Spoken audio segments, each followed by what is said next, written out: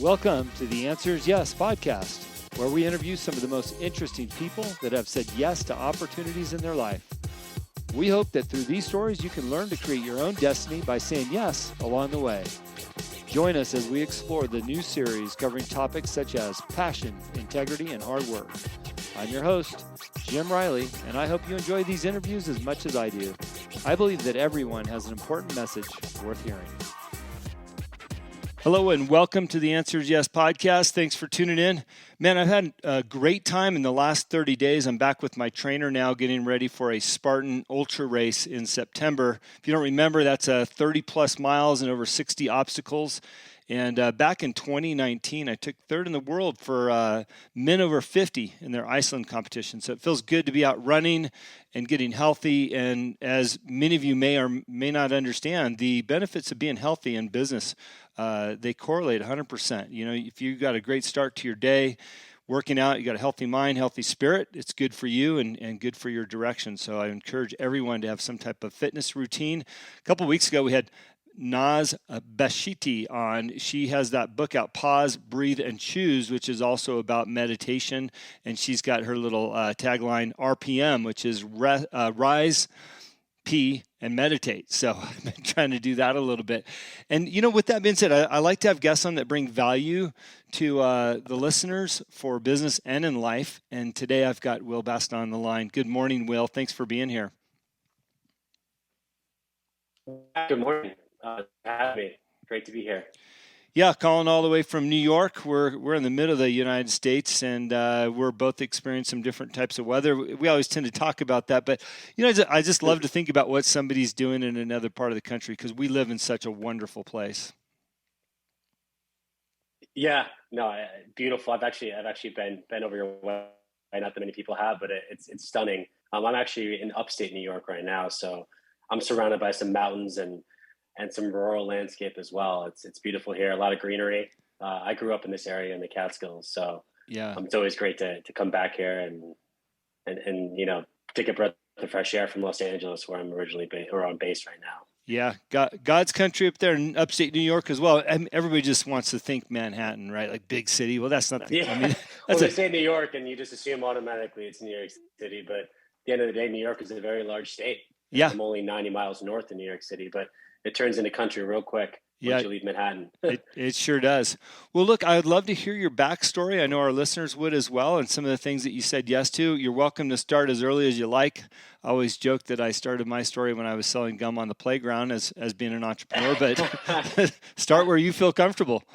Yeah, sure. I mean, I'll give some quick cliff notes of early on. I mean, I did grow up, you know, in upstate New York. That's obviously where I'm at right now. You caught me at a time where I'm visiting family. So I did my first 18 years of my life here, university out in Arizona. And then, you know, after graduating, I moved to Los Angeles, where I started a career really working in really the tech and healthcare industry. So that sort of developed into me being a part of a lot of smaller organizations, smaller tech companies that had, you know, sort of innovative approaches to fixing problems that we have in the healthcare industry.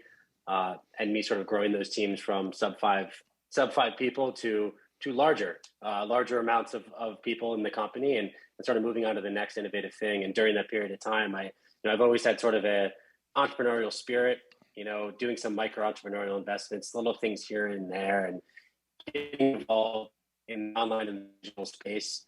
And that developed into an involvement in Amazon, obviously, as that grew and expanded a lot, going into 2012, 13, 14, et cetera. And then if you fast forward up until a few years ago, I mean, my business partner and I, obviously this is prior to the pandemic, you know, there are companies out there that essentially we noticed that they were providing a model, sort of a done for you kind of investment model where, you know, people see Amazon, they know it's growing really well. You know, where's all that money going? Can I get a piece of it? How do I get involved kind of thing? So great business model on the surface, but we noticed that no one was really executing it properly as a done for you service. So we said, hey, you know, we have experience in this business. We know how to build companies. We know what's lacking from pretty much every provider out there. So we decided to take the process, the business model, which I'll explain in a minute, and refine it and pretty much, you know, fill the gaps that we saw in the industry without our our own digital asset management company in the e-commerce space. And that's where we are today. We've got about 400 clients. We're based in Los Angeles. We have warehouse facility and operation out of Dallas. And essentially what we do is we build and operate Amazon, Walmart, and e-commerce businesses for investors and people looking to maybe get into their first investment, but they're looking for passive income and they're looking for diversification.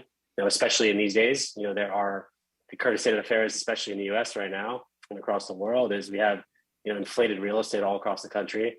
We have the stock market, which is extremely volatile. Crypto is crashing or has crashed, and people are looking, where can I invest and what's growing right now? And e-commerce still is. It's been growth, week over week, month over month, and people are still shopping. And that's essentially what we do. We tap into the trillion-dollar industry for clients, and they leverage our infrastructure. And we actually do and operate the entire thing for our investors. So the commonality between all of them is they don't have time, and they want to have another source of income and supplement what they currently do.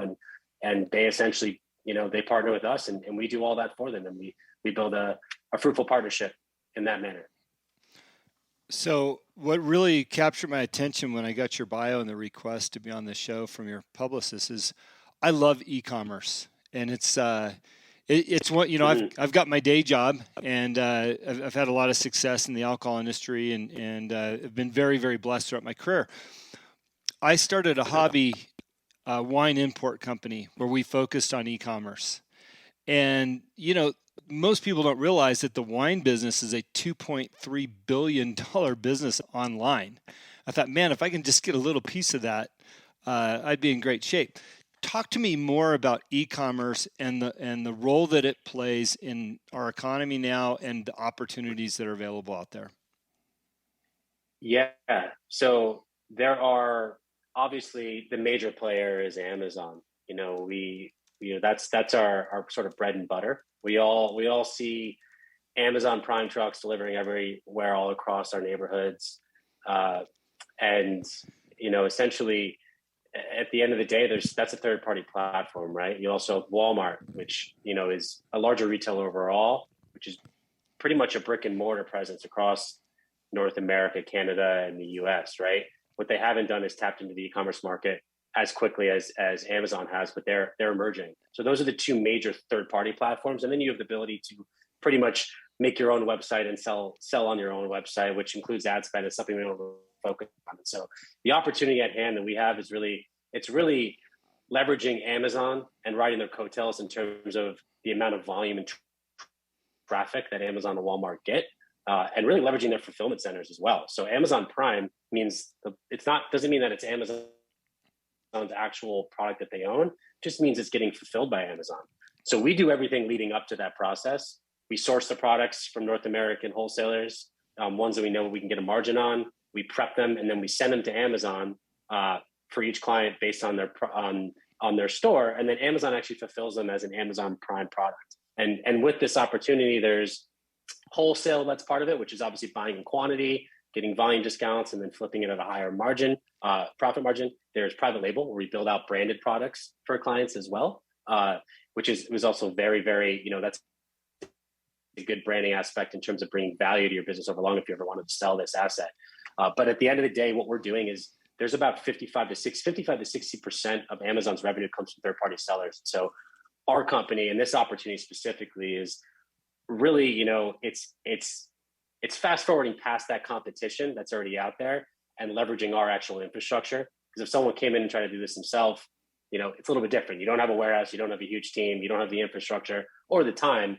With us, we sort of are accelerating our clients into this ecosystem and making them a competitive seller in under a year, and making them into that top 20% based on pretty much being under our umbrella in that sense.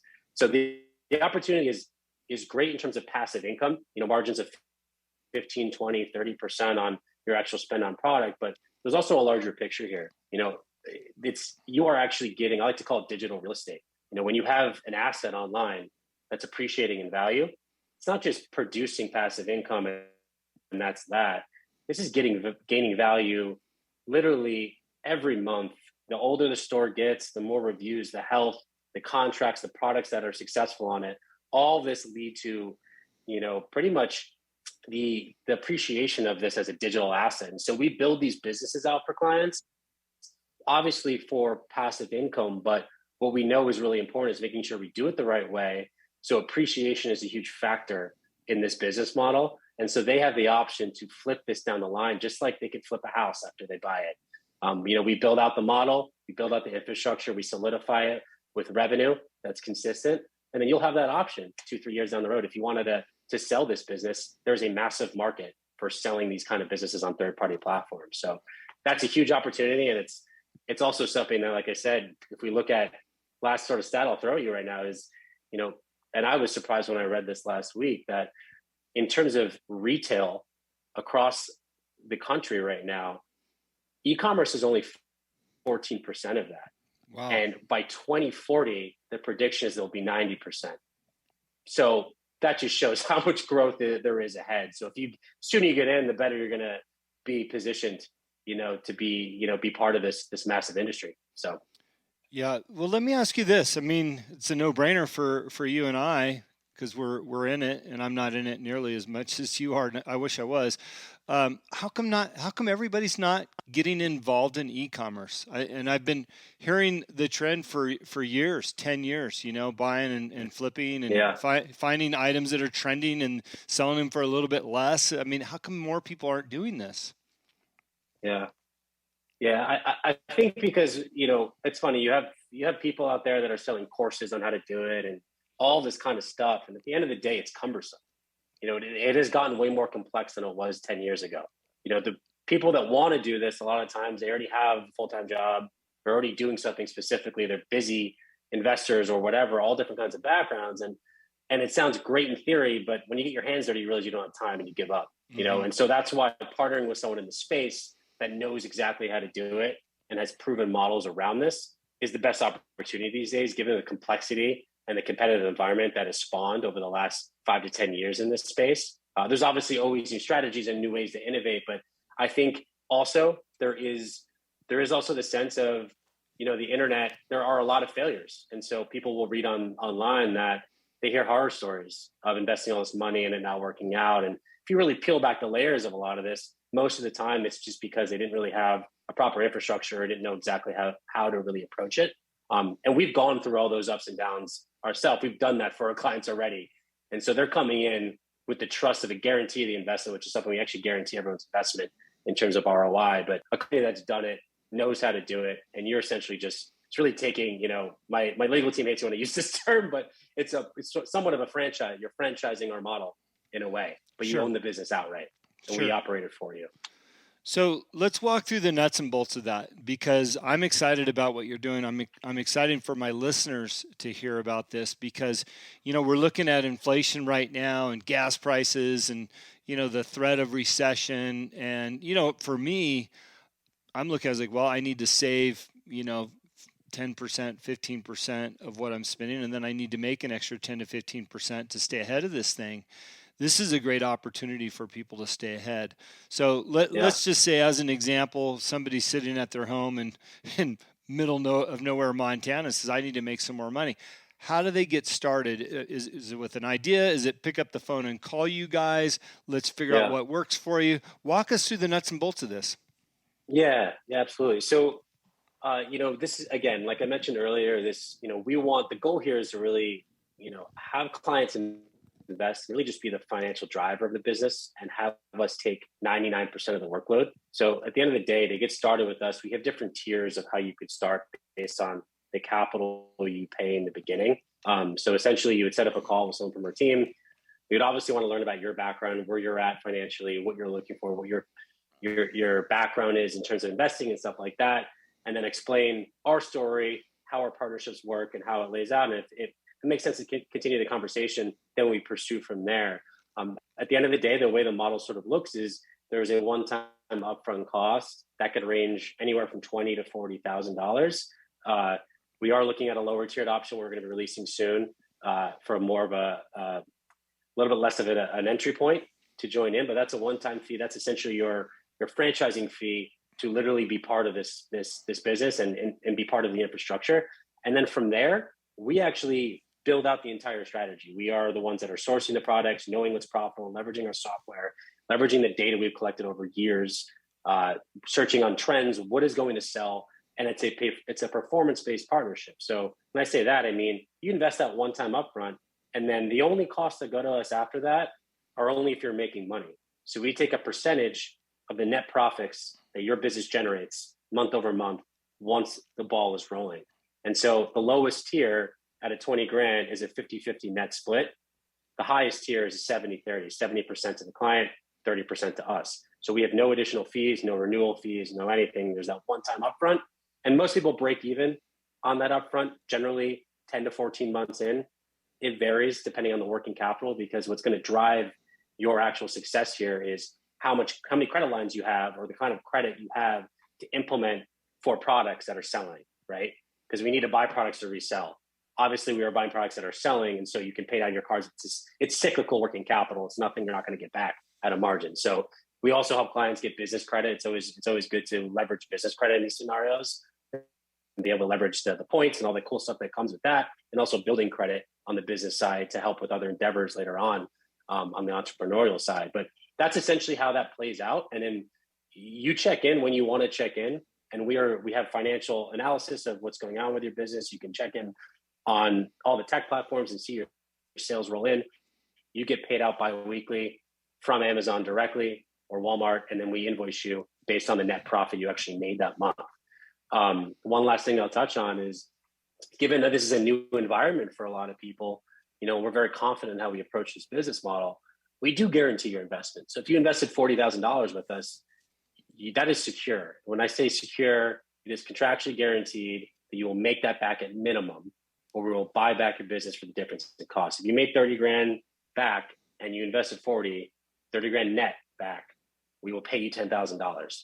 So no one's losing money. That's never been something that's been enacted, because people break even in half the amount of time that the guarantee goes into place. But we do that as a way to make people feel more comfortable when they're investing in an alternative investment that's not your traditional stocks, real estate, et cetera. Obviously it's understood that you might be slightly wary. And so we want to make sure that our partners are comfortable in that aspect. And they can build trust with us during the time, because we look forward to working with people for a long time, not just on this endeavor, but a lot of different opportunities that come out in the digital space that produce passive income. We're constantly sort of looking at those and proving them out, and then turning them into offerings for our clients. What I appreciate about this is, people are looking at ways to maximize their money. Real estate is always on it, the front of everybody's mind, and turns into sometimes passive if they've got some rental properties. But, in this environment, it's not always conducive to put a down payment on a piece of property and get another loan, or put that kind of cash out because you're worrisome about it. You're kind of in a sweet spot between a small investment and a big one like real estate, with that, that 40 to 50 grand investment, especially if you guys are looking at lowering that. Have you seen that to be a good point of entry for you guys? Yeah. I mean, honestly, the 20 grand, which is our lowest right now, that makes up maybe 10% of our investors. The majority are doing the 30 or the 40.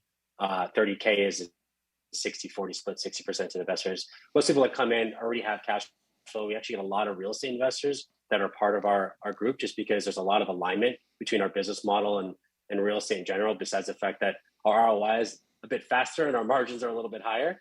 But in terms of the model and being patient and investing and watching something appreciate over time, and obviously I use that term digital real estate, there's a lot of parallels in that. And then you get, investors with all different backgrounds. We have school teachers, we have people from the financial, from financial firms with all different backgrounds. Like I said, that commonality is really no time, looking for diversification. And at the end of the day, we all know that having additional revenue streams and supplemental income is what's going to bring real financial and time freedom down the line. So if you can keep compounding those and adding diversification to the way you make money, you're going to set yourself up for a better position later on. If somebody had more funds and wanted to go a little bit more all in with you guys, is there $100,000 fund, a $200,000 fund? Yeah. So we have some, sort of deeper pocket clients that have spent upwards of $1 million with us at once. you get a portfolio of businesses with that. So that would mean, X amount of Amazon and Walmart businesses combined with private label branding products. There's a lot of, I like to do the comparison. If you bought a rental property and you're renting it out on Airbnb, let's say you're making $300-400 a night, you want to raise those rates. You add a hot tub, you build a pool, whatever it may be. We have all these add-ons to add value to the actual business. So a lot of our tier one clients that have those deeper pockets and have that investment capital to inject into a business like this, we put together these custom packages for them that include all the other add-ons that we have that we can roll out into their portfolio, because diversification is important across investing in general, but then there's diversification within e-commerce. Not just selling on one platform, having multiple businesses covering more ground, covering, more product lines, having more brands. All this is going to do is increase value in terms of your financial portfolio within the e-commerce space, which obviously is an ever-growing space. So, short answer is yes. Yeah, I kind of knew it would be. How are you guys staying ahead of the trends on what your partnerships look like and the products and services? Yeah, so there's honestly no one in our space that's actually built like us. What's unique about our organization and how we built it is the heart of success with this is logistics and wholesale distribution. Mm-hmm. Because that's products, how you get them, and the supply chain, how you get them to the end customer or the fulfillment center that Walmart or Amazon either owns, right? And the fact that we actually have both of those in-house with zero outsourcing makes sure that the margins are higher for the clients on the products that they sell. And on top of that, it's not a fragmented operation. So that in itself is extremely innovative in the space because no one actually is doing that. So we're ahead just with that infrastructure-wise. But in terms of product sourcing and all of that, we actually run a hybrid model. So we focus on wholesaling, and we also have a mix of private label, which is, again, that branding aspect. A lot of companies will just focus on one sector, just wholesaling, and they'll have a couple wholesalers they source products from, and that will cannibalize because all the clients are selling the same stuff.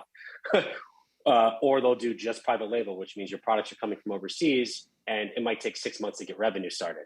So we sort of mitigate risk across the platform by doing a hybrid model of both those two, and then a model that we've just recently introduced called high frequency reselling, which is a compliant model of essentially clients are not actually buying the product up front until it's actually purchased online. And then we actually are already holding the product in our warehouse. And then once that gets purchased on their store from a customer, our warehouse facility gets that notification that it's from that business and charge our investor for that product, package it, and then ship it out directly to the customer. So that puts zero liability of holding inventory on the client, on the investor. And it augments the actual business. We do that about 20-25% of the revenue increase that's 6 months into someone's business. And so we're always sort of thinking ahead of what are ways to make sure that our clients are ahead, because what we're doing at the top and how we're innovating has a trickle-down effect, obviously, to the quality outcome of all of our investors' business. But one last thing I want to touch on, which is sort of with that question, is it's pretty relevant in terms of what's been happening since the pandemic has ended and the influx of people are going out now, they're going to restaurants, restaurants are booked up constantly, all this kind of stuff. And a lot of hospitality companies, they didn't prepare for this kind of boom that in this manner. And so same with wholesalers that are providing these products, paper cups and forks, knives for takeaway and all that kind of stuff, right? And so they're backordered on a lot directly from wholesalers. And so they're turning to Amazon to buy their solo cups, to buy their plastic forks for takeaway, to buy their whatever, styrofoam takeaway stuff. And we're actually diving in there because we have direct access to a lot of these wholesalers. We're buying it in bulk and actually getting crazy revenue for our clients by selling these kind of products, restaurant and hospitality products on their store. And that's just one factor that differentiates us in how we actually approach the business. I absolutely love that. I always talk about if you're going to get in a business, be the pick and shovel guy, referring back, referring back to the gold rush. Everybody rushed to Northern California and to Pan for gold, and somebody had to sell them the picks and the shovels, without fail, right? They made a lot of money. Yeah. When you look at the green rush with cannabis, everybody's trying to rush to get their stuff going. The guys selling the lights and the tents and all the supplies, they're making a fortune. There's no black market for those guys. They can sell to everybody. So I love what you're saying about the restaurant business. I mean, seriously, I can see that all day long. Well done on that play. I'm excited to hear about this business opportunity for people, and I hope that they take advantage of it. What's the best way to reach out to you guys via your website and book a call? I have a feeling people will be excited about this. Yes. Absolutely. So www.ascendecom.com. That's ASCENDECOM.com. That's our website. You can actually book a call directly with us there. You can also follow us on our social. We have a pretty expansive Instagram that has a lot of updates constantly. That's at ASCEND_ecom. So at Ascend Ecom. You get a lot of good updates about client results, testimonials, cool stuff gets released there all the time. But yeah, you can book a call directly on our website, and sometimes that call actually goes to me. I don't really take calls all the time, but depending upon, I like to jump in there once in a while, still as one of the founders, to still be in touch with the front lines of what's going on with new investors. So I take about 3 to 5% of these calls randomly throughout the week because it's still fun to talk to people who are interested in this industry. So that's how you can reach us. Will, if somebody's not quite ready to pull the trigger on 20 grand, but they're interested, what advice would you give them to ramp themselves up and be ready for that? Yeah, at the end of the day, I think the biggest thing here is, we've had decades of credit card companies taking advantage of the consumer, right? If you flip that around and we leverage credit at 0%, and we take advantage of that system and we do it the right way, which we can teach people how to do as well. My recommendation is get your credit score above a 700 if it's not already. Leverage business credit and business funding if you can't get to that place in terms of cash flow, and leverage the bank's money at 0% because they've been taking advantage of us for way too long, and we can take advantage of building business credit and getting 0% and having a cash flowing business where you can pay that off before that percentage actually goes up. But at the end of the day, save your money, put it in the right places, and credit is extremely important in the U.S. Keep your credit score up. I think that's a huge factor, especially even if you do have a lot of money. We always recommend in general, you want to make sure that your credit is up because that's how you can leverage other people's money, aka the banks, instead of your cash flow. Keep your cash flow there for other investments where you need to have cash. Leverage the banks where you can. And that's something we always recommend. It's a really good point. I'm actually reading Brad Lee's book. He was a guest on our show last year. The book is called The Hard Way. And today's chapter I was reading was all about establishing credit under the conditions of being prepared for that opportunity. If you've got good credit, you can take advantage of the opportunity. I like what you're saying, Will, because you can almost piece together the 20 grand if you didn't have it. Maybe you had 5, but good credit. You can go get a credit card line of credit for 15 grand. Go in with you guys. If you're paying 0% interest for a year, it's a win because you guys should be flipping money back by then. Exactly. I mean, that's exactly how we do it. And again, the last thing I'll touch on that is there's personal credit. And in order to start getting business credit, you need to have good personal credit. But once you get your first business credit card, then all the balances you put on your business card, that does not report to your personal credit. So holding balances for inventory on that on 0% is not going to report to your personal bureaus. You'll keep your personal credit high, leverage the liability on your entity that you set up, not on your personal, keep them separate. And then that will just compound into different avenues for you to invest your capital on the business side and build business credit overall, which has a lot of benefactors down the line as an entrepreneur. So that sounds like not only some great advice, but it sounds like a whole entire different topic for another show. It is. I can go on and on about that as well. We actually consult with that for free for clients too. That's just part of what we do. We don't charge for that. We give advice in the right directions based on the situation they're in. And it's important because a lot of people don't understand that kind of knowledge, and it holds a lot of weight. Yeah, So no, you're right, and I appreciate that. So, listen, if you've listened to this show and you're excited about this, I'll put the website in the show notes. So please hit that website, learn more about what Will does and his team. Take advantage of these types of opportunities, especially with what's happening in the economy. If you can find a way to get ahead, and I guarantee you this economy is still going to be around a year from now. So if you get into something like this now, hopefully you can get ahead of the curve by next year. Sounds like a great place to be. Will, I really want to thank you for your time, your insight, what you're doing, and your knowledge. yeah, thanks for having me. I'd love to come back sometime, and I appreciate the time today. Right on. Thank you. Recording stopped. Thank you for listening to today's show. It is my pleasure and honor to interview all of the guests that have been on the Answer is Yes podcast. If you have enjoyed the show, please go on iTunes and subscribe, give a rating, or simply tell a friend about the show. We also believe in the message of our guests and the positive influence of their stories. As my own mentor and coach, David Meltzer, has taught me, spend some time every day thinking and writing about the things in your own life that you have more than enough of. You will find out how blessed we really are. Please visit my website, livelifedriven.com, for the latest updates about me and what I'm doing. Plus, I post a monthly blog about the many topics on this show. This podcast can also be found there.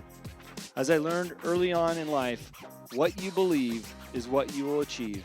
Thanks, Mark Victor Hansen, and thank you, and have a great week.